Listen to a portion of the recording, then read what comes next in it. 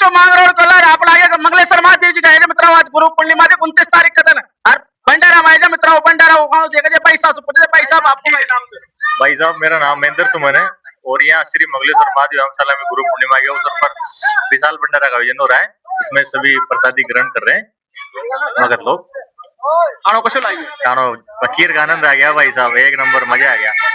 खीर से मित्र प्रसादी में भोजन प्रसादी में भाई साहब आपको काय नाम से जितेंद्र गुजर। खाना के बारे में काय को बोल बढ़िया खाना बने छ चक्षण मामलो चक्षम मामलो तो मित्रों एक नंबर से खानो खीर से शानदार से माहौल चमाचम और खाटो और पूरी गरम गरम चार्ज मित्रों नंबर 1 माहौल से जिन्हें न खाओ जो भोजन प्रसाद का आ जाओ प्रसाद लेबा मंगलेश्वर महादेव जी को स्थान से मित्रों बम्बरी रोड पर बहुत प्राचीन स्थान से मित्रों महादेव जी को और 18 साल से भंडारो चाल रहा है। 18 साल से लगातार भंडारो करता रहे मित्रों यहाँ का जनसहयोग।